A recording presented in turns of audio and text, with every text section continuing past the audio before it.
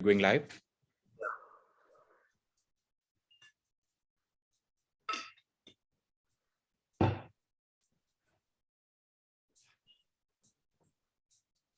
All right.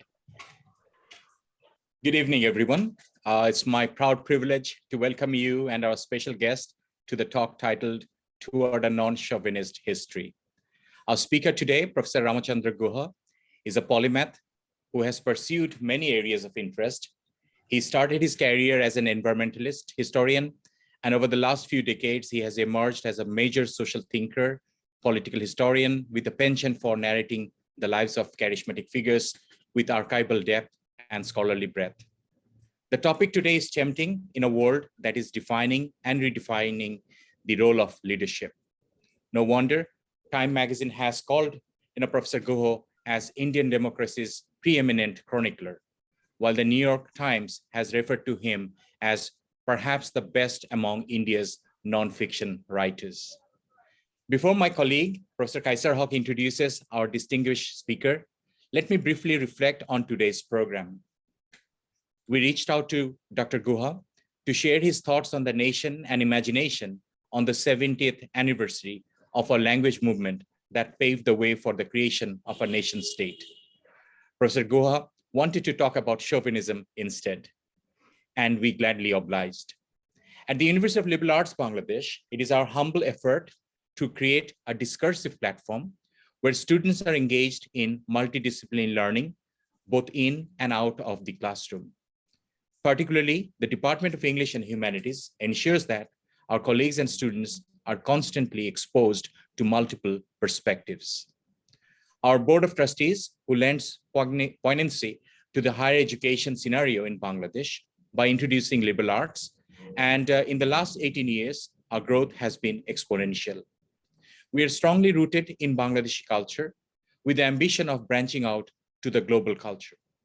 We organize seminars and symposiums, conferences, and conclaves to ensure that our students get a feel of the best that is being taught around the world. Professor Guha's presence today demonstrates our desire to be engaged with thought-provoking ideas. Let me thank Professor Guha for his generosity in making time for us. We have fond memories of welcoming him in Dhaka during the Lit Fest, one of the Lit Fests with which our board and our university are actually involved. I wish he could have come to our lush green campus to enjoy the famous Dhaka hospitality. I guess the virtual talk is going to be a curtain raiser for his next visit. I would also like to thank Ms. Arifa Rahman, the head of the English department, and her conference team for holding this event. Thank you all for joining in, and I'm sure you will enliven the chat room with questions to make this talk interactive. With that, let me invite Professor Kaisar Haque to introduce his friend, Professor Guha.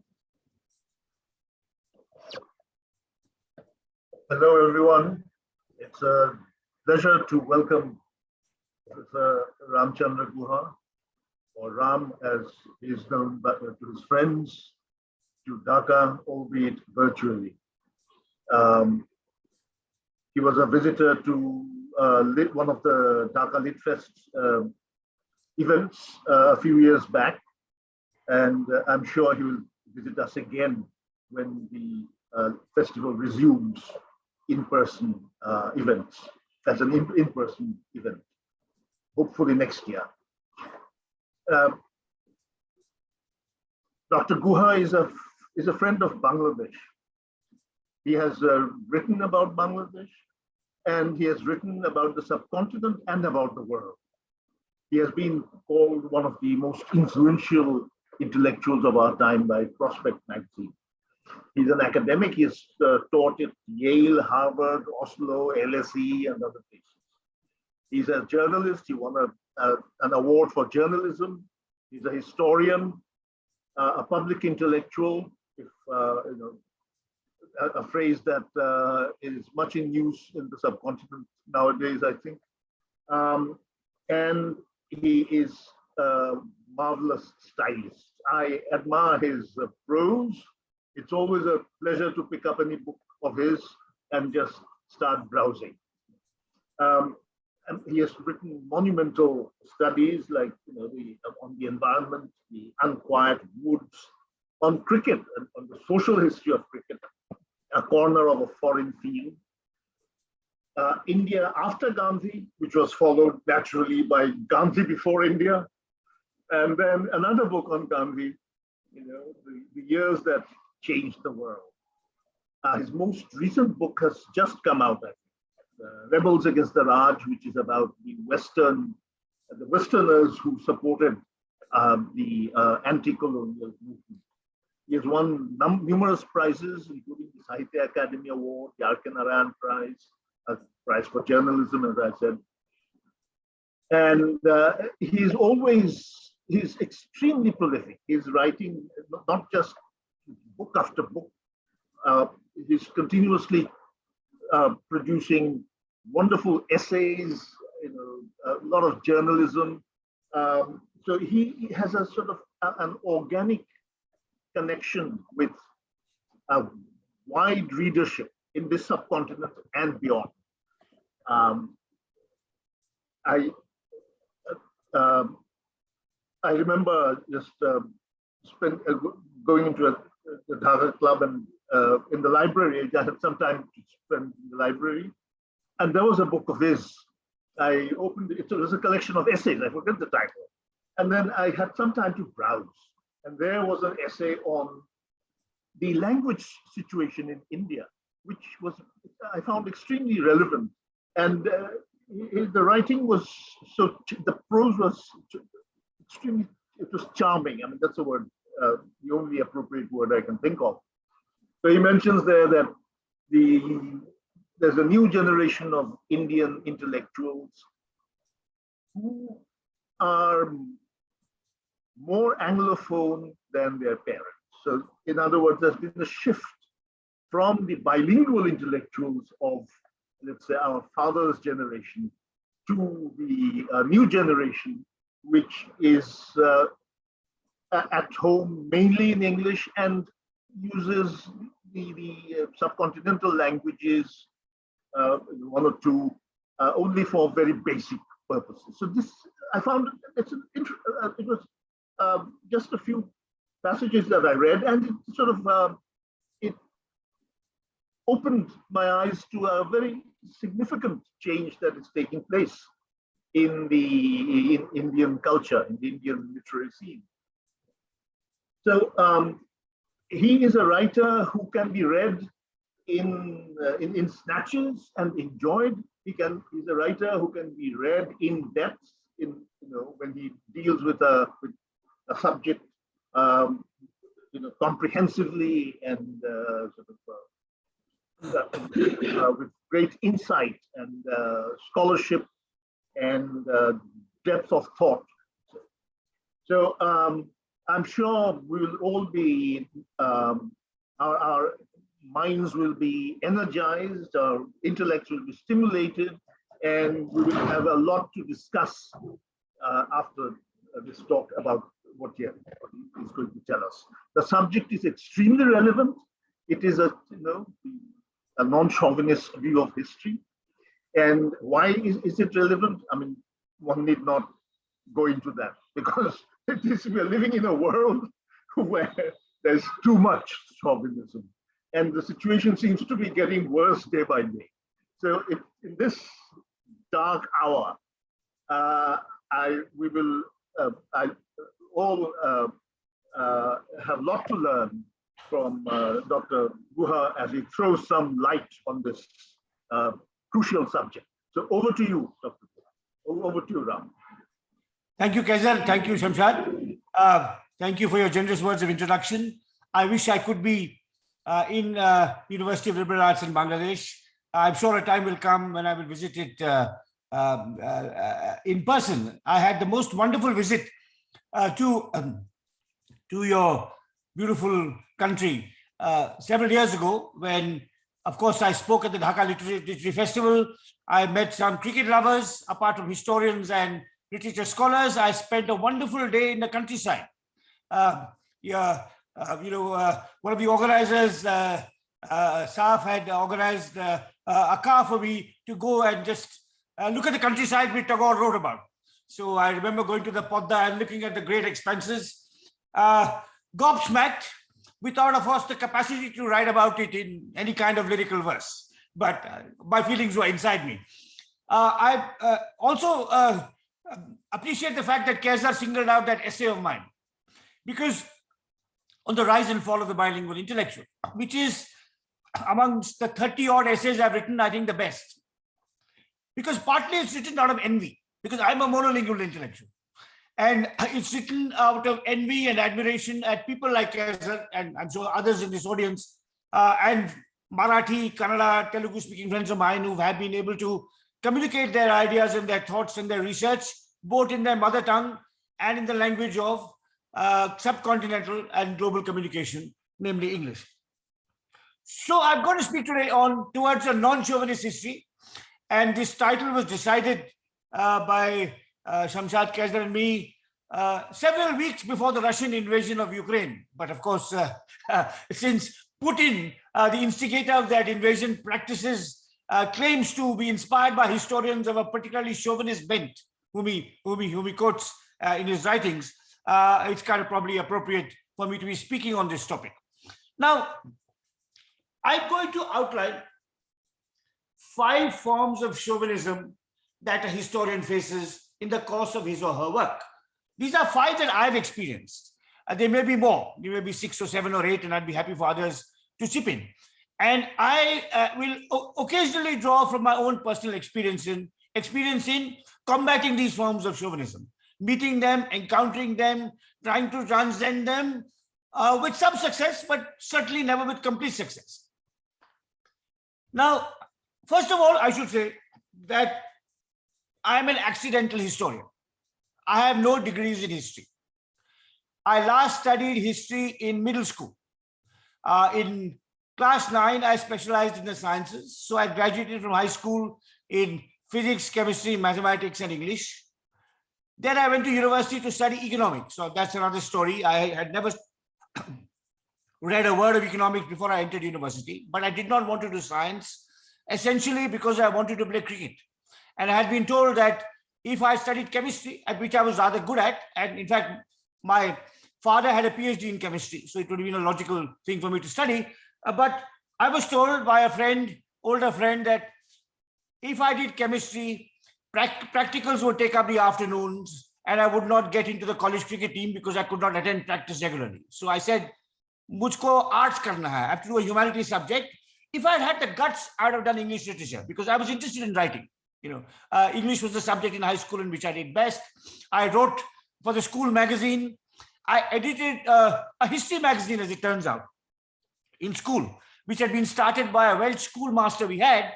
And it would be of interest. I mean, normally I would not mention this, but since this is among Bengali friends, I should mention this, that one of my co-editors in this school history magazine was a future novelist, Amitav Ghosh, who was a schoolmate of mine, 1 year ahead of me in school. But Ghosh even then knew he wanted to be a full-time writer. I thought, although I thought his writing was a side business, I wanted to be a full-time cricketer. So, which is why I did economics rather than in college rather than science, and drifted through 5 years of a BA and MA, and of course read in the college library. And sometime during my MA, discovered the works of the anthropologist Very Relevant, who was a brilliant Oxford scholar who came to India in the 1920s, joined Gandhi, left Gandhi, and then became an ethnographer and spokesperson for India's Adivasi people, tribal people. And of course, Bangladesh also has a significant, but probably not so deeply studied tribal population.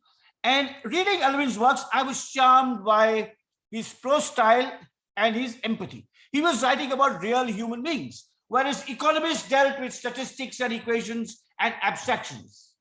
Elvin was writing about flesh and blood people, men and women. And then I decided I would become an anthropologist too. And I went to Calcutta to do a PhD in social anthropology. And in the course of my research, I got interested in history and found that the archives were a much more congenial home for me than the field. Anthropologists generally do field work. They spend several months in a village talking to people, whereas historians go to the archive and look at documents. And I found I was temperamentally much better suited to archival work. Among other things, documents don't answer back. You So I was just not a good field worker, and I became a historian and then spent the rest of my life digging in archives around the world and writing the kinds of books I've written. So in that sense, I'm an accidental historian. As are some other people whom I mentioned, who might mention later in my talk. Because to be a historian, it's not mandatory that you have all your degrees in history.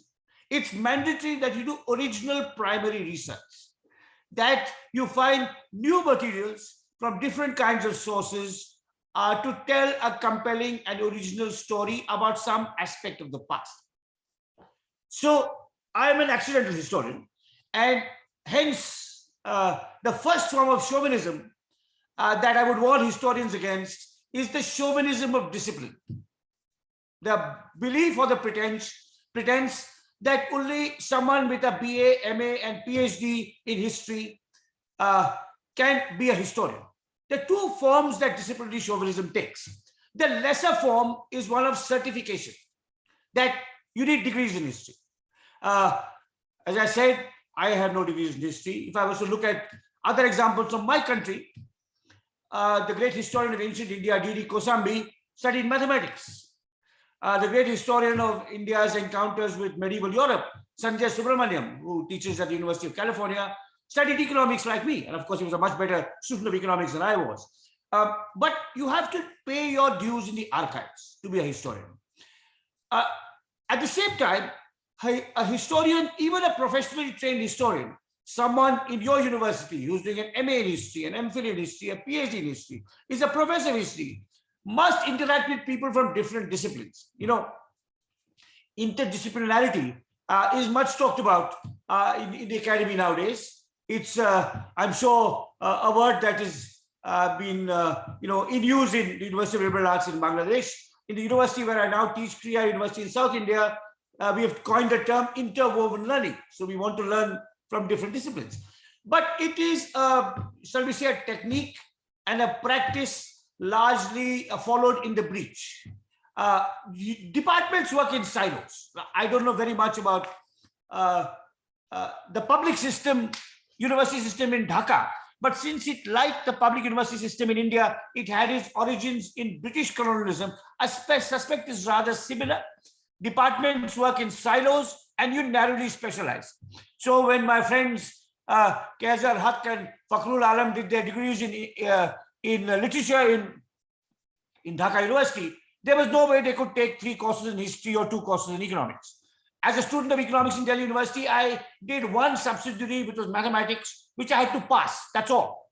But if I wanted to do economic history, I couldn't take a course in history. If I wanted to study institutional economics and wanted to take a course with a sociologist who worked on institutions, it was not possible. And Indian universities, modeled by British colonialism, were always narrowly specialized. And American universities have been much more broad-minded.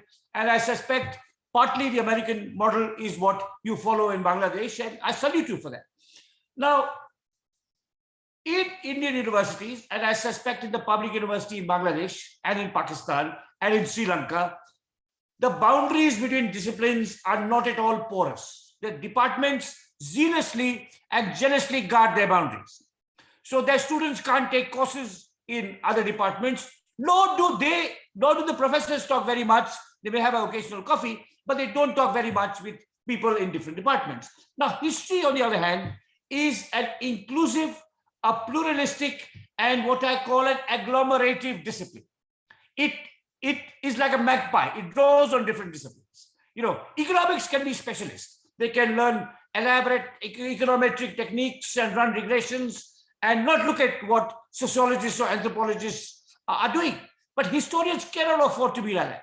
They have to learn and interact from every single discipline. History, in my view, is both a branch of literature and a branch of social science.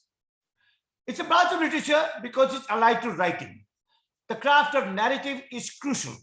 Drawing the reader in, keeping the reader engaged through 5 pages, 10 pages, or God forbid, in the case of my book, India After Gandhi, 1,000 pages, is part of the craft of a historian.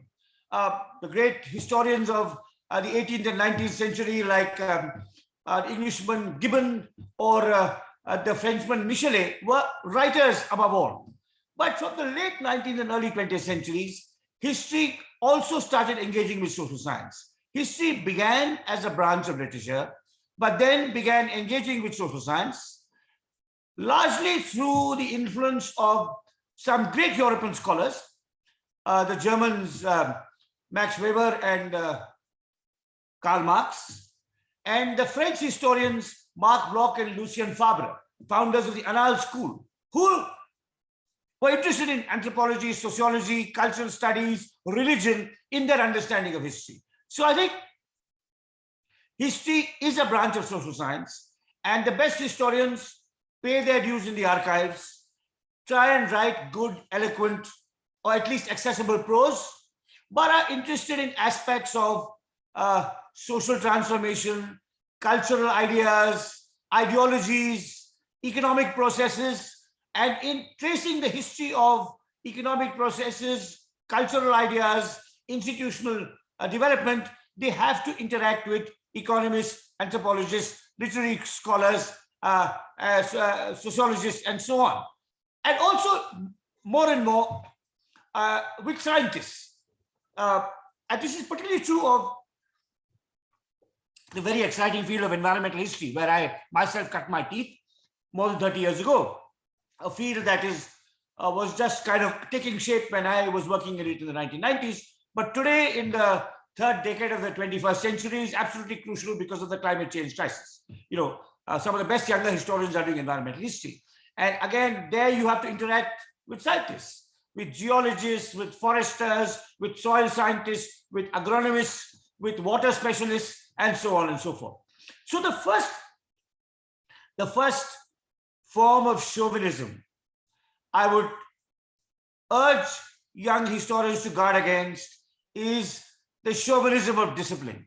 The idea that you only talk to other historians to improve your craft, whether they're your peers in your classroom or your teachers in your department. Not at all. History is an inclusive, open-minded, capacious discipline which draws on all aspects of human knowledge. Depending on what your particular research problem is, you may have to spend time with an anthropologist or an economist or a climate scientist or a literary scholar or a lexicographer or whatever. It depends on your particular research problem. So I think that's the first form of chauvinism, the chauvinism of discipline. The second form of chauvinism that a historian needs to guard herself against is what I call the chauvinism of the method. Now, I said in my introductory remarks that I was trained in social anthropology, but ran away from that discipline because I was a bad field worker and I liked working in the archives with unpublished documents that were there in the archives. Now, historians traditionally worked in the archive with the written word, not necessarily the published word, but the written word. So, and often the archive was a government archive. Again, this is a legacy of British colonial rule, that the British were capacious record keepers. And particularly when our countries became independent, of course, my country became independent a quarter century before yours, but in my country, when we became independent, historians are really interested in the colonial past, and the British had immense documentation. So if you wanted to write about the agrarian history of Bengal, you went to Writers' Building in Kolkata, to the West Bengal State Archives, and looked at reams and reams of records of the land revenue and agriculture departments of the Bengal presidency. So somehow, looking at government records, correspondence between different government officials, inquiry commission reports, legal documents of the state, government orders, that became the staple of historical research among historians of the subcontinent, India, Pakistan, and also what was then East Pakistan in the 60s and 70s and 80s. So there was a kind of an archive fetish and a government record fetish, not just a fetish about the written word, not necessarily the printed word, but the written word, and a fetish about stuff that originated from Sarkari departments. And my own first book, The Unquiet Woods, which is a history of peasants and forests in the Himalaya, is not wholly, but substantially based on the government archive.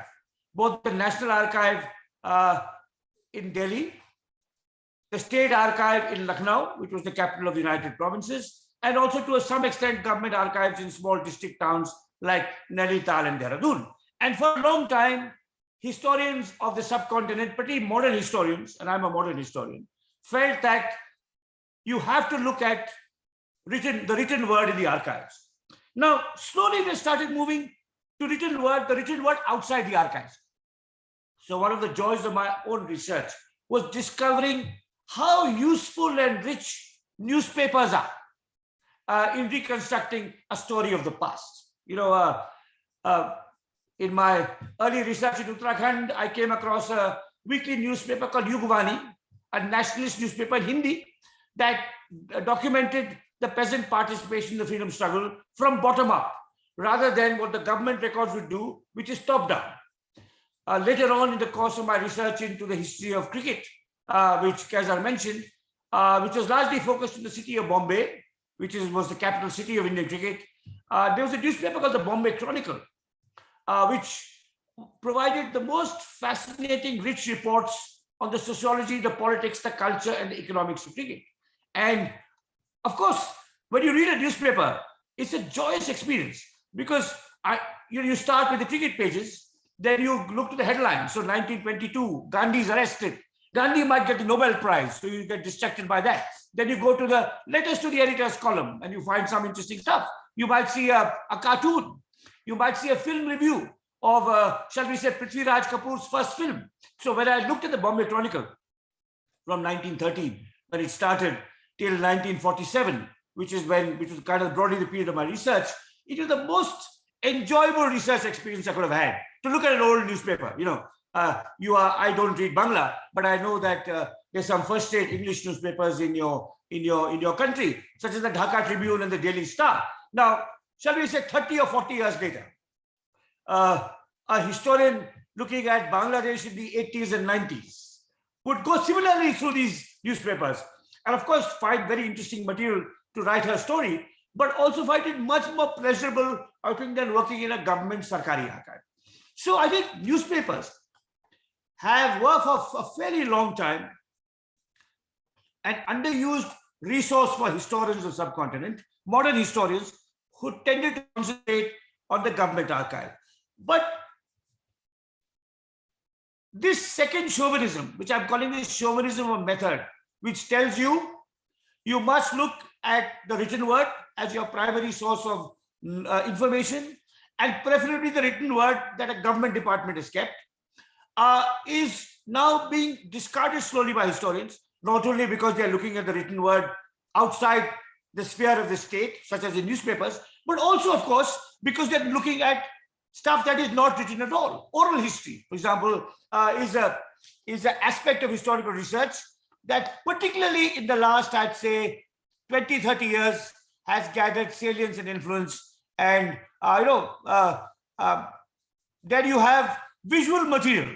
So the use of cartoons or posters or films that are very, very valuable source of historical research. So again, if I was to apply what I've said about expanding your source base to the study of Bangladesh, modern Bangladesh. So I don't know whether the records of the Pakistani government are as detailed and as accessible as the records of the British colonial government. I doubt it. But let's assume they were. What would have happened in the old days is someone writing about the emergence of Bangladesh would have gone to Islamabad and Rawalpindi and looked at what the Pakistani state record said and based his work largely on that. But of course, if you practice a non-chauvinistic history and you go beyond the written word and you go beyond government sources, you would look at newspapers, oral testimonies of survivors, of participants. You would certainly talk to my friend Kaiser Haq about his experience as a freedom fighter and many other people like that. You would talk about people who were beaten up, who were harassed. You might talk about people in the diaspora and what they did.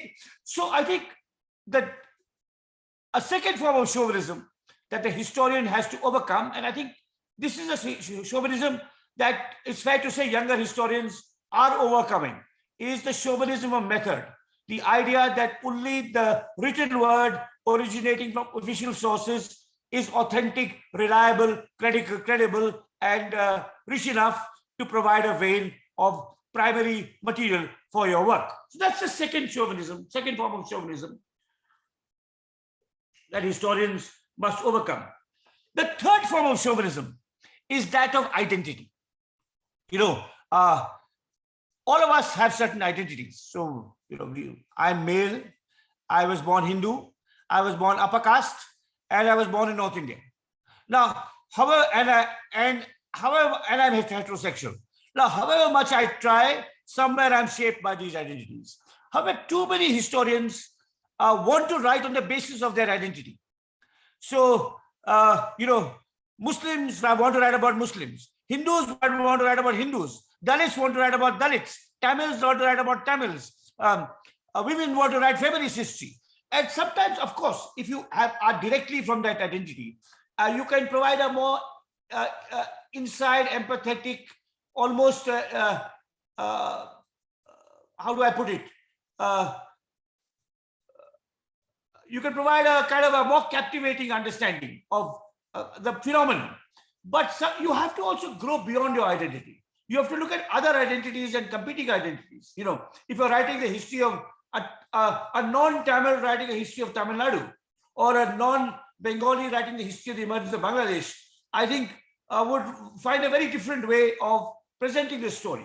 And I think in some ways it's at least at some time in your career, I would urge young historians, maybe your first book, your PhD thesis, should be about a culture, a region you're familiar with. Maybe it should be based on your linguistic felicity with Bangla, for example. But at some stage in your career, write about people different from yourself. If you're a man, write about women. My new book, Rebels Against the Raj, which was mentioned, was the first time I wrote about women with any seriousness and any depth. And it was a really challenging, interesting, difficult, but ultimately deeply satisfying experience. I'm a biographer who'd written about men. Now I was writing about 3 women who feature in my book. So I think the chauvinism of identity, your gender identity, your sexual identity, your religious identity, your linguistic identity, your regional identity, these are identities that shape how historians look at the world, and they must consciously be aware of it and try and overcome the limitations of looking at the past through the prism of your particular cultural or sexual or gender identity. So that's the third form of chauvinism. The fourth form of chauvinism is that of ideology. A historian must not subscribe to a particular political ideology in their professional work. They may in their personal conduct. No, you go to vote, you vote depending on which party or which politician you like. Maybe in your op-eds in newspapers, you express yourself more freely about what's happening in your country. But in your role as a historian, you must always be guided by what you find in the archives, in the field, through your conversations, by your research. You must not try and fit what you find in some kind of rigid framework of the politics you believe in. Now, I personally, as Kaiser mentioned, I also write a lot for the press. So I'm a scholar and also a columnist. As a columnist, I believe that no writer should be loyal to a political party.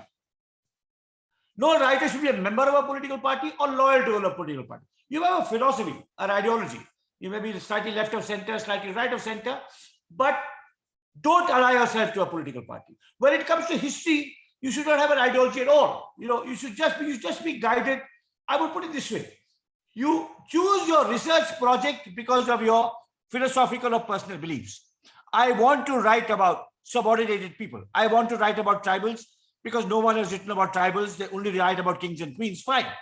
But once you decide to write about tribals, don't let your conclusions be guided by anything other than the new and rich and original research materials you find. Again, in my country, when I started my career, most historians were Marxists.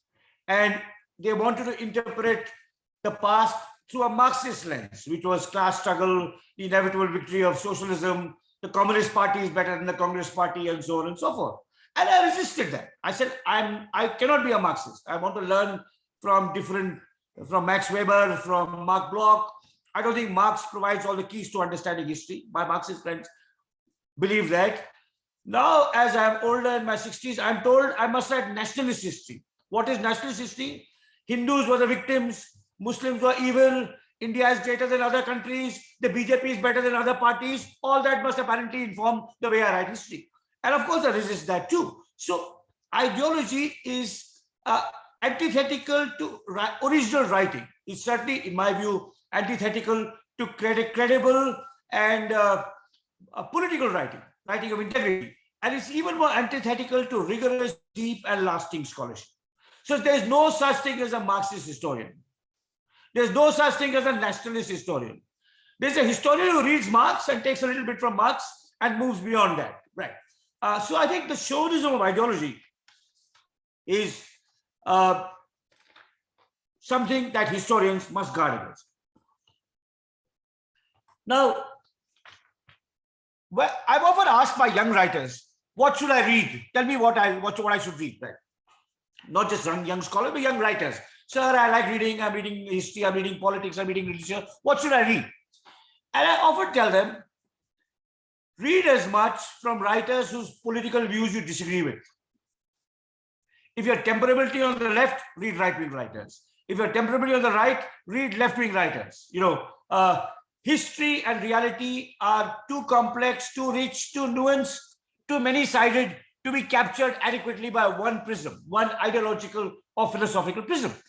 I myself actually enjoy, for example, if you look at the British press, I would rather read the Spectator than the New Statesman, because the New Statesman will confirm my biases, such as they are. So I think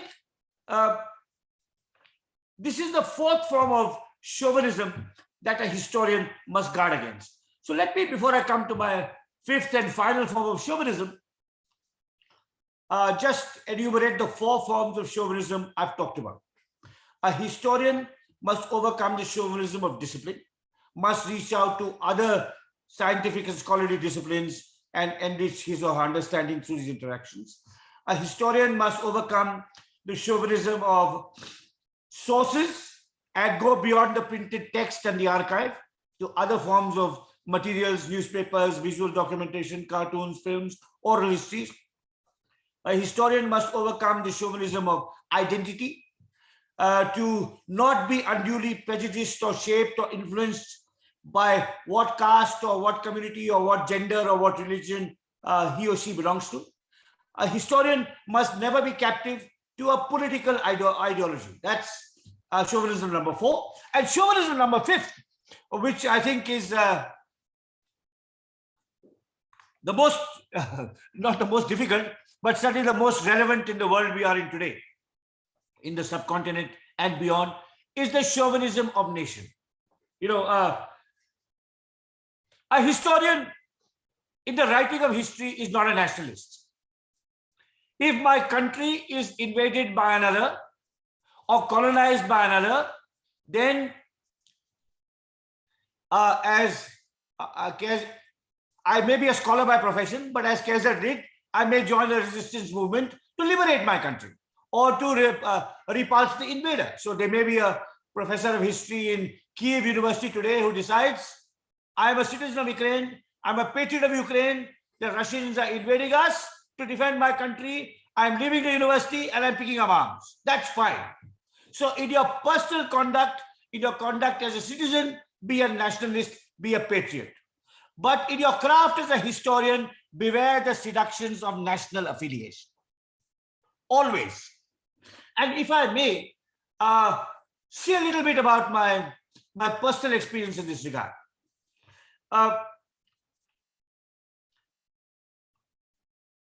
The book of mine that is probably the best known is India After Gandhi, which is a history of India after independence. It's also, incidentally, the only book of mine that was somebody else's idea. So every book I've written is because it came from within me. I wanted to write about cricket. I wanted to write about the environment. I wanted to write about Gandhi. I wanted to write about Westerners who joined the freedom struggle. But India after Gandhi was actually an idea suggested to me by a publisher, by a visionary British publisher called Peter Strauss, who landed up on my doorstep and said in 1997, said that your country is 50 years old. Everyone writes about the colonial period. I've read some of your work. I think you should write a history of your country after independence. And I thought about it and the idea appealed to me. And I signed a contract which obliged me to deliver the book in 3 years. Eventually it took 10. Now I'm glad it took that much time because it was a complex, difficult, exciting project and I needed that amount of time. Now, in the course of my work, I faced many challenges, which I won't go into here, except one. The challenge of how to transcend my patriotic identity as an Indian. So I am an Indian patriot. I carry an Indian passport and I've never had the desire to exchange it for any other passport, whatever kind of regime comes in this country. I have always lived and worked in India and I've refused many offers of jobs abroad for, you could say, emotional, narrow-minded, stupid, dogmatic, patriotic reasons. Right. But as a historian, I'm not a patriot. As a historian, I'm a scholar. And I put the truth before and beyond what my patriotic countrymen would like to regard as the truth. And in the writing of India after Gandhi, I faced, and I hope successfully overcame this challenge with regard to two crucial areas of the history of independent India, our conflict with China and our conflict with Pakistan. Now, you know, India has many neighbors, your wonderful country being one of them, but the Nepal, Myanmar, Bhutan, and Sri Lanka, which are separated by a few miles of seeming others, but the two countries with which we had the most complicated relations are Pakistan and China, and we fought wars against both of them. And these wars obviously had to be a central part of my story. A history of India since independence had to talk about the wars of 47, 65, and 71 between India and Pakistan, and the war of 62 between India and China. And I had to, when I wrote those sections on those wars, I wrote them not as an Indian, but as a historian. And with regard, for example, to our dispute with China, I'll come to Pakistan a little later because Pakistan, our dispute with China, with Pakistan is probably better known to people in Bangladesh because Bangladesh was also later on caught up in that dispute and its and the course it took. Essentially, if you look at, imagine a map of India and you look at our borders with China.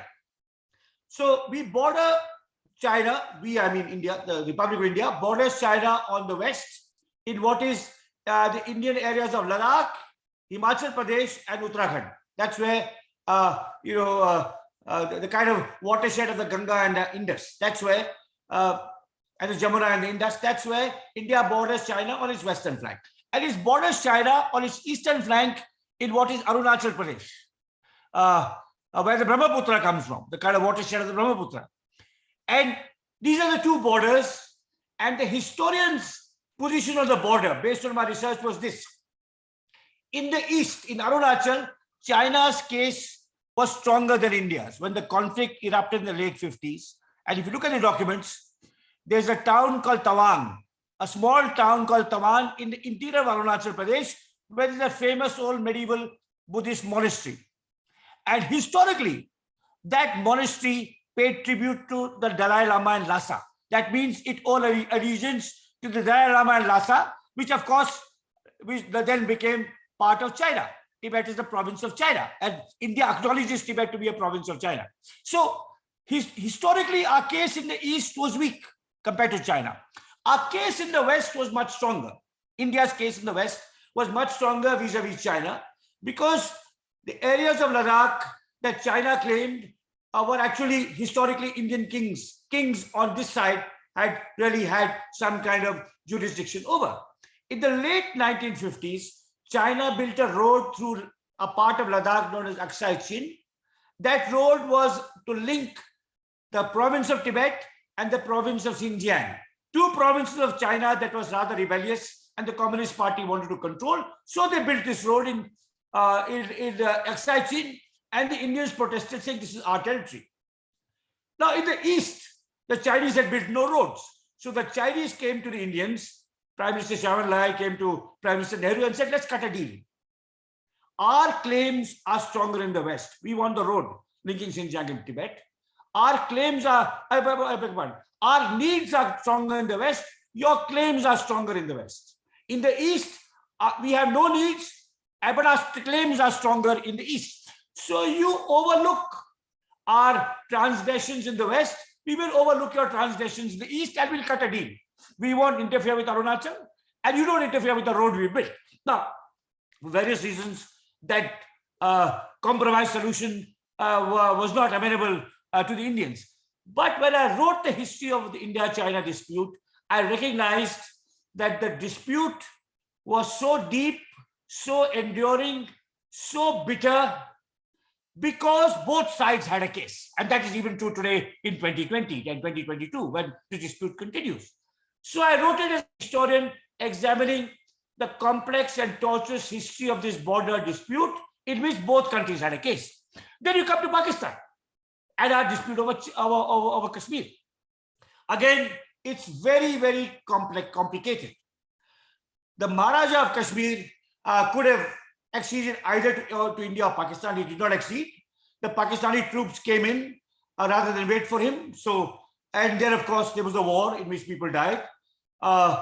In Hyderabad, in Junagadh, where then the Maharaja acceded to Maharaja of Kashmir then acceded to India, and the Pakistani said we want a plebiscite. Kashmir had a Hindu ruler and a Muslim population. Junagadh had a Muslim ruler and a Hindu population, and the Maharaja, the Nawab, acceded to Pakistan, and Sardar Patel, our Home Minister, organized a plebiscite where the majority Hindu population voted to be part of India. So it's a complex business in which both India and Pakistan had a case, because Pakistan was the invaded first of all. And after 47-48, rather than wait for a peaceful, legitimate dispute supervised by the UN or bilaterally, Pakistan kept on sending insurgents and terrorists and later on jihadis into the valley of Kashmir, sparking a series of different conflicts. And Kashmir occupies a large part of my book. It's spread over 4 or 5 chapters. And those chapters, like the chapter on our China dispute, are written as a historian, not as a patriot. Dispassionately, with some rigor, with some understanding, examining why this dispute is so protracted, so deep-rooted, and why both countries feel so passionately about it. Pakistan is incomplete without Kashmir because K in Pakistan is Kashmir. India is incomplete without Kashmir because as a self-proclaimed secular state, the fact that Kashmir has a Muslim majority is irrelevant to its claim on Kashmir. Both sides have committed transgressions, violated the law, committed human rights excesses on the Kashmiris. So it's a very complicated and murky case. Now, so I wrote this book with a section on China, which didn't attract that much attention, and a section on Kashmir. Now, I gave an interview after the book was published, a long interview to a smart Indian journalist, and which dealt with all the different aspects of my book. It was not just about our war with China and Pakistan, but it talked about economic history, cultural history, the deepening of Indian democracy, the role of caste, the role of language. But as journalists do, they put a sensational headline. And the headline said, out of a 2-page interview talking about all kinds of things, it said, Guha says India's case on Kashmir is not constitutionally foolproof. All right, that was the headline in the newspaper, in an Indian magazine. This headline was then seen in Pakistan, and a Pakistani newspaper had a story saying, Indian historian says India has no case on Kashmir. Now, that's not what I said. I said India's case on Kashmir is not constitutionally foolproof, and Pakistan's case on Kashmir is also not constitutionally foolproof. Now, and I think in some ways, those are the sections of India after Gandhi that I'm proudest of as a historian. I was able to go beyond the chauvinism of my national affiliation, my love for my country, my carrying an Indian passport, by always having lived and worked here, and treat these disputes with the scrupulousness and impartiality that scholarship deserves. Now, if I have another 5 minutes, Samshad? Or you would like me to stop? It's up to you. No, please continue. Yeah, please carry on. Actually, yeah, so I had some interesting quotes from Gandhi, but I'll pass. Let me actually just conclude, because the Gandhi would take us to a different kind of territory. So, what I've tried to do in my talk so far, and I'm really looking forward to the Q&A and of course the comments of Kaiser and Shamshad as well. And if I have time later, I might bring in what Gandhi said about a non-chauvinist history. What I've tried to argue is to suggest that there are at least 5 forms of chauvinism that a historian confronts in his or her professional work, in their writing and their research. And these are the chauvinisms of discipline, method, identity, ideology, and nation. And obviously, no one can transcend them fully.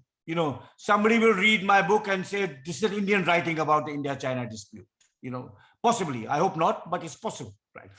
Someone will say, this is a man born in an upper caste home, and hence Dalits and women are not treated with as much attention as they should be. I hope not, but it's possible. So what I'm trying to say is, we are human.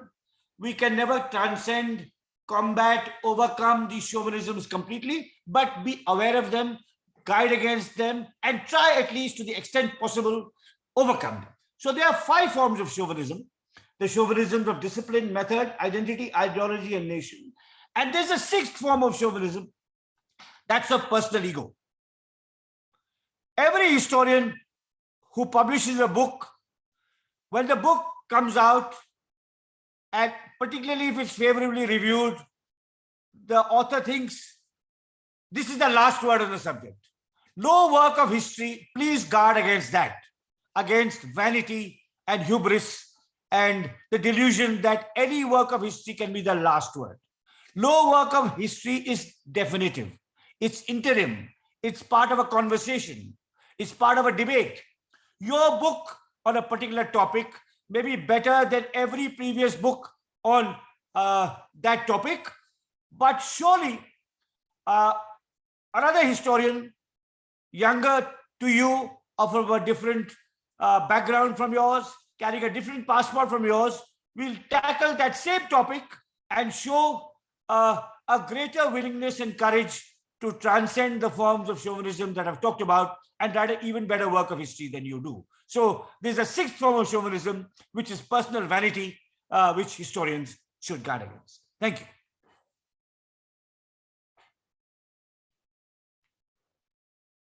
Thank you, Ram. Wonderful talk. I mean, you've been informal, chatty, but pointed in your remarks. There was absolute clarity in what you have said, and I think no one in the audience has will think that there's any ambiguity in your presentation. But I'm sure that there will be some questions, which will enable you to throw further light on the things you have said.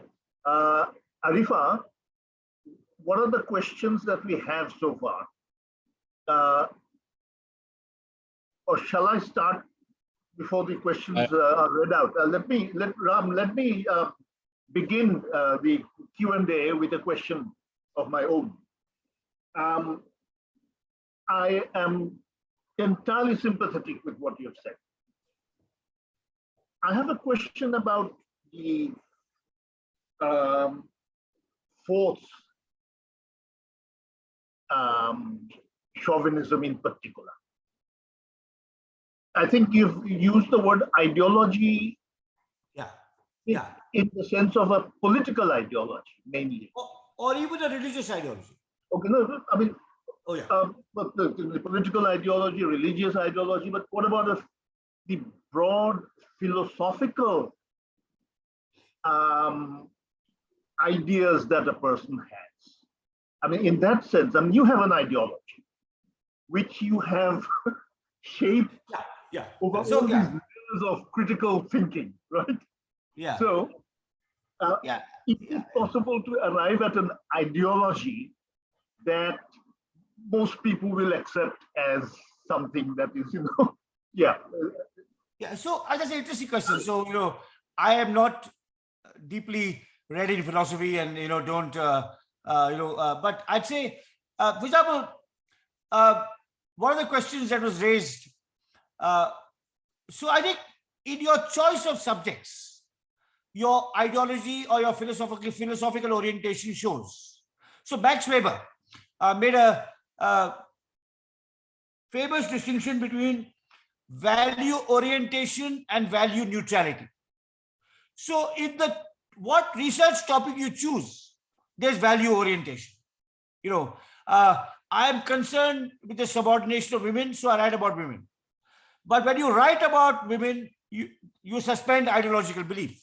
You may find, for example, that many you may find things that are not appealing to your ideology. You may find things that are antithetical to your ideology. You may find women behaving in ways that are not congenial to how you think women should behave. So I think that's really what I would say, that your choice of research topic is obviously personal and emotional and dictated by your biographical and temperamental background. But when you approach it, I think you must be aware of nuance, complexity, ambiguity, things that go against the grain. You must remember that history is about virtue and vice, that human beings do horrible things and wonderful things, and sometimes the same human being does a wonderful thing and a nasty thing. I mean, I think it will be some time. I mean, it's now, if I was to take a biography, which is a genre I know particularly well, we've gone in our study of Gandhi from too much worship to too much debunking. And maybe 30, 40 years later, we'll arrive at a balance. I think, and Gandhi, of course, died 70 years ago. I'm sure that the study of Sheikh Mujibur Rahman will also go through Nehru, for example, is a great example, who was greatly adored in his lifetime and is now absolutely vilified today. Right. So, but a historian must try and get out of what is the current climate and find out for himself and herself, what a particular individual or a particular historical event really meant. So in that sense, I'd say, yes, in how we choose our problems, we are guided by our emotions, our philosophy, and our ideology. A Marxist, someone who's of the left, will not write about kings and queens, will write about workers and peasants. That's fine.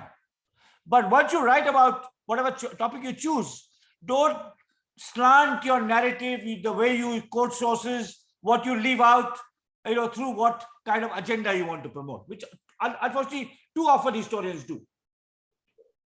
Thank you. So there is a question right up aside for those. So all ideology and all these chauvinisms, one must, in other words, keep alive one's critical sense and not be straight-jacketed.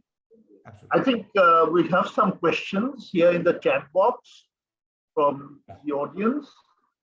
From James Raj, the question is, what is the role for a historian in the age of post-truth, particularly in the Indian context? That's a very good question. I think, I talked about, I am now 64. So I grew up in an age where there was no WhatsApp, there was no smartphone.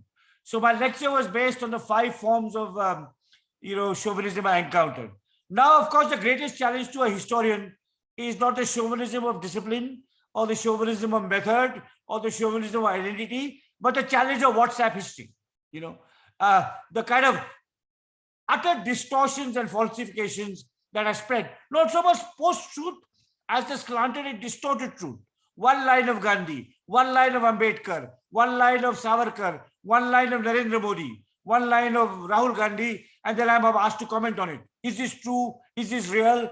And you obviously, like some statement of Gandhi on Hindu-Muslim relations was sent to me by a journalist. I'll say to explain that I need 10 pages and you have 10 words for me to explain it. Right. So I think it is a huge challenge that historians face. How do you, and of course, there are two ways one can look at WhatsApp history. One is relentlessly try and debunk it. I am too old and I can't do that. I'd rather write my own histories and hope people will read some of it at least, and some of it will filter on. And the long term, you separate the rubbish from the gold and stuff will come out. But it is a real challenge. I mean, WhatsApp history and falsehood and tendency, deliberate misreadings of history fostered by politicians and parties in particular are a real challenge a historian has to face. There's a comment before that I'll just answer. I'll just read out this very interesting remark by Syed Ferdos, who says, who's an anthropologist who works on East Bengal, and says, do you consider patriotism as synonymous to nationalism? Do you consider patriotism synonymous with nationalism? In my understanding, I claim myself as patriot, but I attempt to transcend nationalist fetish of mine. I can see a difference between the two, patriotism and nationalism. What is your thought? That's a very good question. I've thought a lot about it. Though it slightly deviates from the theme of my talk, I'd like to answer it. In my view, Firdaus, nationalism is a mother lode which gave birth to two children, two antagonistic children, patriotism and jingoism. Okay, I gave a long lecture on this, which is online, in memory of a remarkable female judge called Sunanda Bandare. So if you, or you just Google Ramachandra Guha patriotism versus jingoism, you'll get it. So I explain in detail, the Indian case, the difference between patriotism and jingoism. Now, it's possible that you would find similar examples in Bangladesh. I think your whole history of, between a secular and an Islamic identity, for example, which is an ongoing tension in your country. So in that lecture, Firdaus, I draw a lot on Gandhi and Tagore. Obviously, Tagore and Tagore's wonderful lectures on nationalism. Tagore was a patriot. Tagore was not a cosmopolitan. He was not a citizen of the world. Now, I do not believe in anything called a citizen of the world, because there is no world government.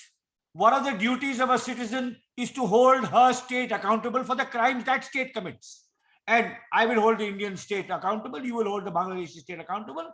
And of course, judge it by its values, its aspirations, and its constitutional promises. So there is a difference between patriotism and jingoism. A jingoism is said, my country will say my country is always right. In any dispute, my country has a better case than the other country.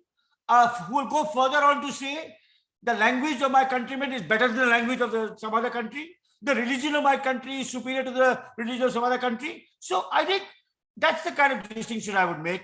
I also consider myself a patriot, but not a jingoist. But in my historical research, I'm neither a patriot or a jingoist. I'm no kind of nationalist, because I think that's how I would put it, if that's at all, answers your question. But it is very, as I said, I don't believe in the concept citizen of a world.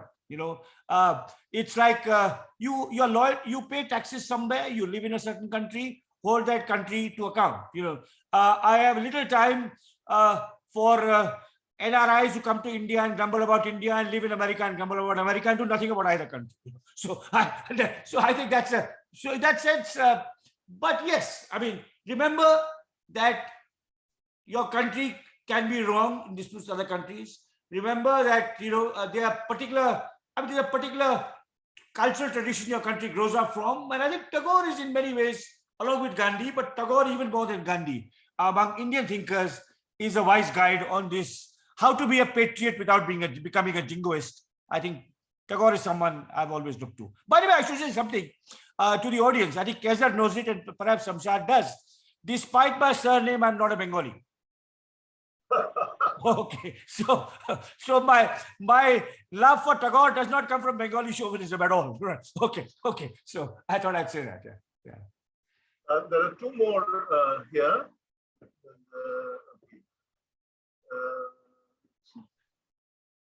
There is a question from Shomo Srinivasan. Yeah. So maybe should I just Qazi Arka Rahman, very, or in his lecture on a relativist view of India, Partho Chatterjee argues that Indian nation looks different when viewed from the perspective of each regional language. There is no language neutral perspective available. Hence, must accept a relativist view of the Indian nation. I'm assuming in an effort to write non-chauvinistic history. Okay, now that's interesting about Partho. By the way, I have great admiration for Partho Chatterjee, and he gave me my first job in the Center for Studies of Social Sciences. But I have a different perspective from him here in this. I believe that one part of the greatness of Indian patriotism, what I call constitutional patriotism, was that unlike Pakistan, unlike Sri Lanka, and possibly unlike Bangladesh, our Indian nationalism is not founded on a single language. It had space for all our major languages. And this comes partly from Gandhi's experience in the diaspora, where a Gujarati lived with Tamils and Malayalis and Hindi speakers and Urdu speakers and so on. And of course, later traveled all across India. So yes, every region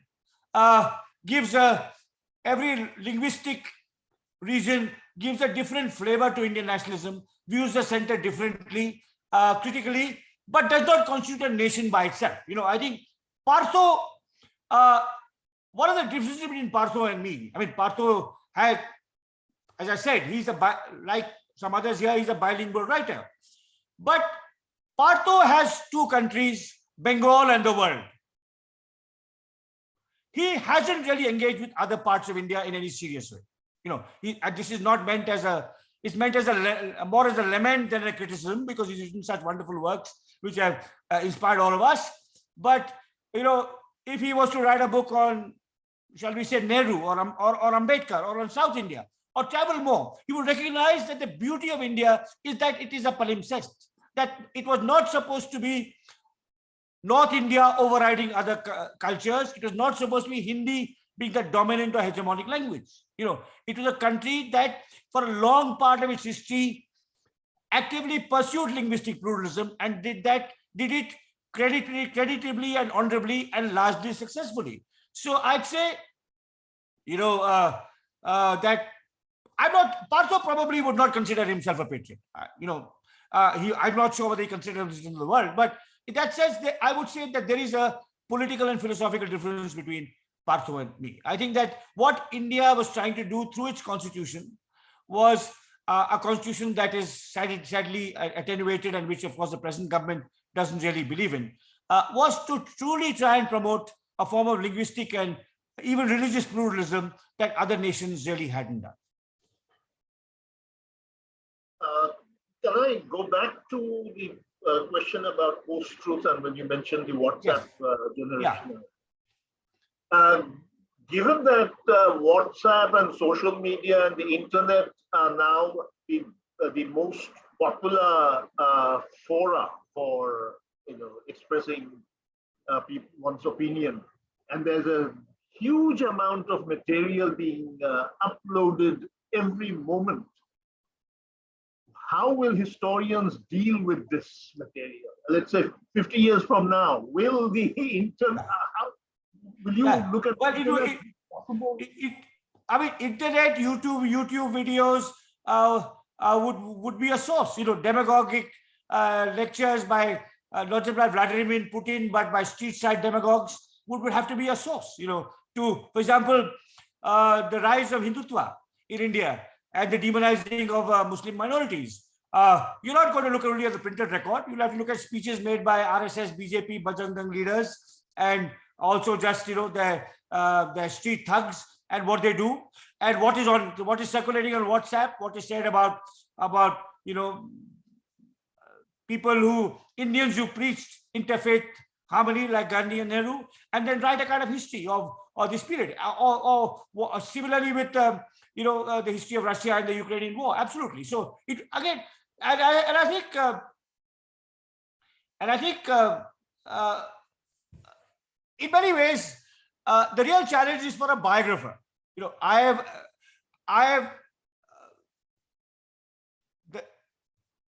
wrote 2,000 pages on Gandhi based on not just the 97 volumes of what he wrote, but thousands of government documents, newspaper accounts, letters by other people. So I had a vast trail, archival trade of primary materials to write about.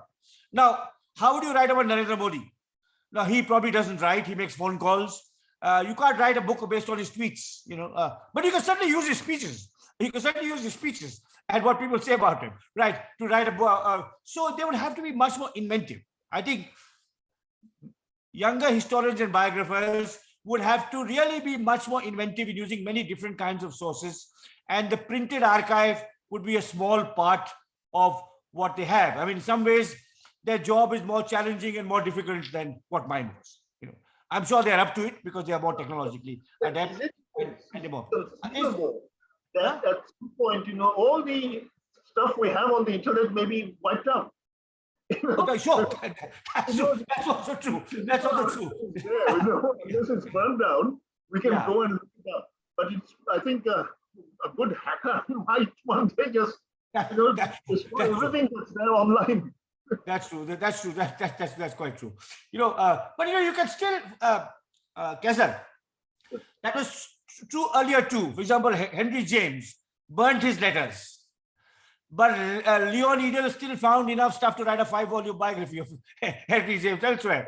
So you can get beyond the hackers. I'm sure they can't obliterate everything. They can't obliterate everything on the internet. There's a question by Soumya Srinivasan. I'll just briefly answer. We live in times where interdisciplinary research is the norm, literature being a creative sphere. How do you relate a non-chauvinist historian to it? To literature, I think literature, I'd say one thing about literature. I mean, I don't know, Soumya, with due apologies, I have no idea about where you're coming from, what your age is, what your background is. But if I will make a rather prejudiced remark about and maybe biased and prejudiced remark and combative and controversial remark about literary studies as I've understood it. I think literary studies went through a very bad phase some years ago. And I particularly feel that post-colonialism, post-structuralism were, in my view, and this, as I said, this is a biased view, it's a personal view, I take it like that, were a negative trend in literary studies. Because they were all about name-calling, blaming, virtue signaling. Isne galat kiya, he's writing this because he's male, because he's white. And actually the joy of literary studies, the creativity, the originality of reading works of literature. And of course, pointing out their biases, I mean, and their silences, of course. But, I think they put people off literature. The post-colonial theorists of my generation, I'm sure you're much younger than me, but of and you'll do different kind of work. The post-colonial theorists of my generation put people off literature. The joy, the wonder, the excitement, the illumination that works of literature can provide us, and how to communicate that without glossing over their biases and their prejudices is something the post-colonial theorists, I think, did not really understand, because they were driven by ideology. They wanted to debunk, they wanted to shame. I think that was a problem. So I wish a new form of literary thinking, I'm sure in your generation, that will be coming back. And by the way, if I may just make a personal confession, when I was young, I read a lot of fiction. The older I got preoccupied with my work and I didn't. Now I've started reading fiction again. But I mean, going back to the classics. In the pandemic, I read, first I read Tolstoy. And the reason I read Tolstoy was because Gandhi read Tolstoy's philosophical works, but not his fiction. And I said, I want to go beyond Gandhi. So I started with Tolstoy's short stories.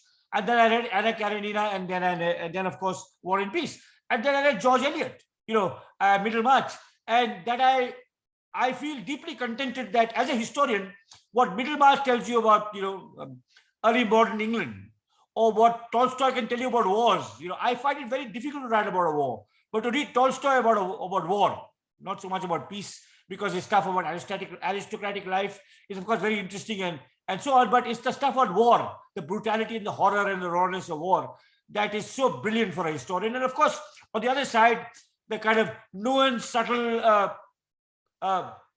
portrait of small town English gentry society by George Eliot was just fantastic. So I think literary scholars of a younger generation must go beyond the cynicism and the snobbishness of post-colonial and post-structural theorists, and I'm sure they will.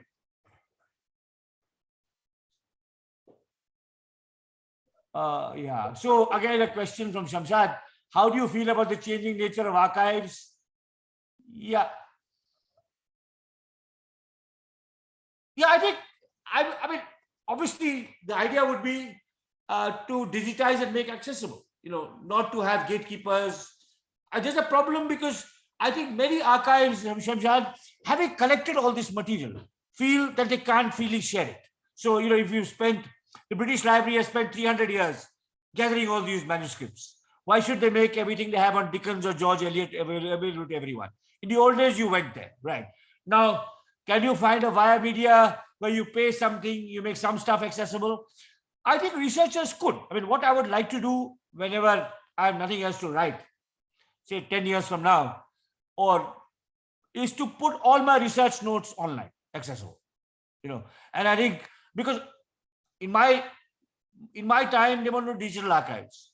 I had to go to archives in Australia, in India, in Africa, in Europe, and in America, and even in countries like Israel. So I would like to put all I've gathered online because many of those archives won't. But I think newspapers have been digitized, and I think those have been very valuable. I think a site like ProQuest, I think, has been very useful to historians of the modern world because of the digitization of so many newspapers from many, many different countries. I don't know. Any further questions? So there's a further question from Syed Firdaus. Your non-chauvinist history may appear to be a weapon chauvinist, as you said about remark on Kashmir.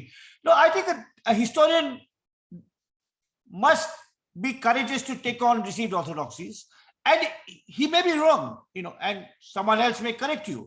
And if you're wrong, you must be honest enough to acknowledge, that, for example, every work, as I said, every work of history is incomplete. It's interim. It's partial. I know, for example, if I was to do a self-critique of my own work, my first book, The Unquiet Woods, did not have enough about demography. I wish I had said more about animal populations and human populations in the Himalaya, and how that could have been an ecological question, but it didn't strike me. But somebody else will come and write a better history of the Himalaya with a more nuanced understanding of demography. If I was to look at India after Gandhi, it is strong on many things, but weak on economics. One of the reviewers, very fine Indian, very independent-minded and fine Indian economist called Ashok Desai, a polymathic, non-chauvinistic economist with a great interest in literature and history, wrote an appreciative review, but said, aside of the fact that it neglects economics, is that it has virtually no tables. Because, non-economic data you can represent in narrative, but trade, productivity, consumerism, employment, and income obviously need tables. Right? Now, I think that was a very perceptive point. And so I think you must recognize that what you're doing is adequate for the moment. One other caution, I don't know whether the younger scholars may or may not face it. Sometimes, just remember, no work is definitive. I know historians who don't keep on gathering more and more material. I've known contemporaries of mine who did a brilliant thesis, but wanted to make it perfect, and either took 30 years to publish it or never published it at all. Whereas if they'd published it 5 years after their thesis, it would be a first-rate work, not a perfect work, but would have made their career. They could have gone on to their second book and their third book. So at some stage, you have to, a work of history has to have enough empirical depth. Enough. But how much is enough is for you to judge. It has to tell an interesting, compelling, deep story.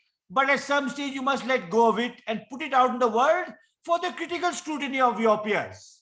And 10 years later, for the critical scrutiny of yourself, just as I have recognized the limitations in my own book. If I may mention if I may do a last exercise in autocritic critique. I wrote a social history of cricket A Corner of Foreign Field, which is about 20 years ago this summer. And I'm particularly proud of it. I think it's one of the books I most enjoyed writing because it combined my profession and my passion. And it also combined my sociological training with my historical research. So the four parts of the book have sociological categories. So they're called race, caste, religion, and nation.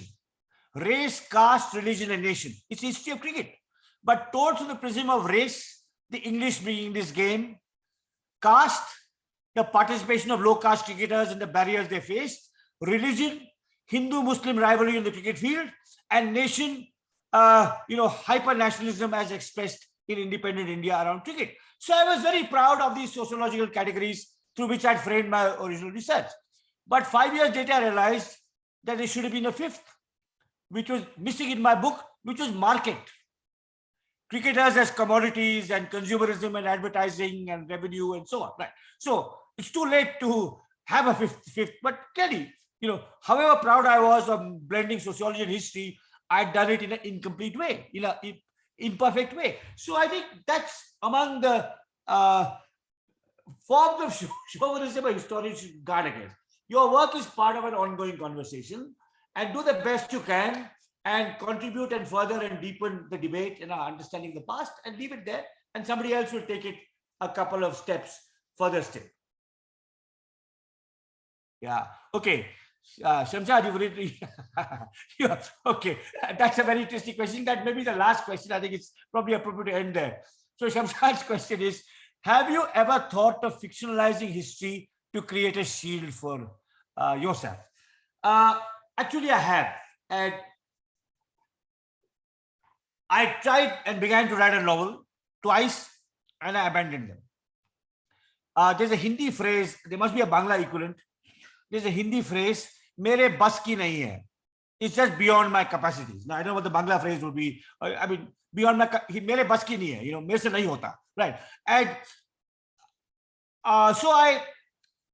because for many reasons, one is that I don't have a particularly developed visual imagination. A novelist has to describe a room, a context, a landscape. I can't do that. And how to invent dialogue. So I abandoned it. And I'm glad I abandoned it, because I don't think I could remotely have written a successful novel. Then I realized after I abandoned it that some of the writers I've greatly admired. The historian E.P. Thompson, the great British historian E.P. Thompson, wrote a novel, one novel. It bombed. C.N.R. James, the great historian of cricket, another scholar I greatly admired, wrote a novel which is really highly undistinguished compared to his historical and cultural writings. The environmentalist Lewis Mumford, a third person I admired, also wrote one novel which failed. I could go on. Verrier Elvin, the anthropologist on whom I wrote a biography, wrote two novels, but they don't endure, and his works of anthropology have endured. So the fact that all my heroes wrote one novel which was, consigned to the dustbin of history, and rightfully so, confirming my view that ye mere bas ki nahi hai, mere se nahi hoga. I am not going down that route at all. Whatever others may do, I call. By the way, I would say that there are very few people who have successfully. Again, I would like. Kazar and you may have, and some of the others here may have different views. But in my lifetime of reading, I'd say that V.S. Naipaul, Julian Barnes, and of course Leo Tolstoy, going back to the 19th century, are three people who have really, and Marilyn Robinson, to take a contemporary American name, the essayist and novelist Marilyn Robinson, are three or four people who have really been brilliant at fiction and non-fiction. Salman Rushdie's non-fiction is rubbish, right? For example, right? So I think it's hard really to, I've told you about, I have some friends, I won't take their names, Indian academics who have written novels, and I wouldn't recommend them either. So I tried two novels, I wrote about 15 pages, and I realized this is going of each, and luckily they're going nowhere. And my readers would be relieved, very relieved, that I never tried to publish them, to complete them or to publish them. Perhaps you should add a seventh chauvinism, chauvinism of genre. Because nowadays, people think writer is synonymous with novelist. Yeah. Whereas, I would say, to the chauvinism of genre, I would say scholars should write for the popular press. They fetishize the academic journal article too much. One of the reasons that post-colonial and post-structural studies is so unreadable is none of those writers ever wrote for the New York Times or the Dhaka Tribune. I think writing accessibly for a wider audience is mandatory for every historian. Not all the time, but sometimes. Don't make it your primary business. Your primary business should be doing original research and publishing books and articles, but communicating to the lay public, going beyond what you're comfortable with, addressing your peers, is, I think, also a form of chauvinism that a historian needs to guard against. Professor, over to you to wrap up. Well, thank you very much. I'm so glad that you could make the time to meet us virtually and have a wonderful chat. I wish we could continue, because this kind of adda can go on endlessly. Yes. But we would need some cups of tea and a lot of snacks to go with it. Absolutely. I hope we'll be able to meet up for long and carry on this conversation. So thank you very much. And on behalf of myself, my colleagues, my students, and other members of the audience, I'm really grateful that you accepted our invitation. Shashat, would you like to? No, thank you so much. Really appreciate your time and generosity. And next time you're in Dhaka, we'll make sure that we go to Noakhali together. I love it. That's wonderful. I so look forward to that. That proverbial goat of Gandhi. We'll go. Wonderful. Thank you. Okay. Thank you, Shashat. Thank you, Kazat. Thank you, everyone. Thank you. Take care. Have a good night. Sure. We're logging out, sir. Okay. Good night.